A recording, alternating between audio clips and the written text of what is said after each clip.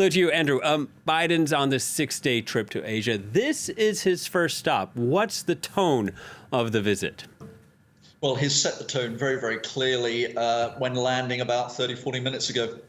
He landed in Ulsan Air Base, which is a huge U.S. air base on the west coast of South Korea, south of Seoul. And from there, he travels to Pyeongtaek, an adjacent city. Pyeongtaek is a port city, which is also home to the biggest single U.S. Army base in the world, outside the continental US. So clearly his thinking, security. But Pyeongtaek is also home to two gigantic semiconductor fabrication plants owned by Samsung Electronics. And with chips now being, of course, a critical component in our fast digitizing world, chips are central to both security and economic policy. And that points to his second sort of key agenda item, which is economic security.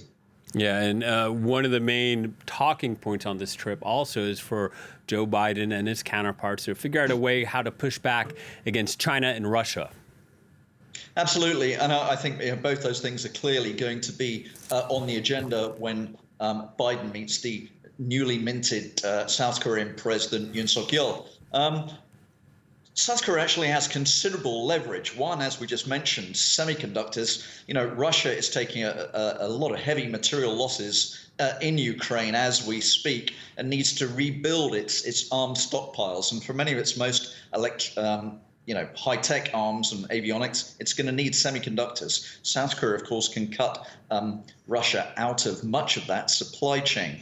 It's also a major arms supplier. So feasibly, South Korea, which makes the K9 155mm self-propelled howitzer, could become part of the supply chain, the arms supply chain into Ukraine, where there's a massive artillery battle currently underway in Donbass. And the K9 howitzer is widely used by NATO countries. So there's much to discuss there. But I think Biden will also be seeking to bring his two key Northeast Asian allies and manufacturing powerhouses, Japan and South Korea, onto the same page. Bear in mind, these two countries have been bickering over historical animosities for decades. There's no sort of NATO-style security alliance here in Southeast Asia. And I think it's very clear to me that US diplomats would somehow like to knit these two more closely together. And the fact that Yoon Suk-yeol, the new president, has spoken very positively of improved Japan relations, now is the time for America to do that. Yeah, and South Korea and Japan also. I mean, there are growing fears about the threat from North Korea's nuclear weapons and missile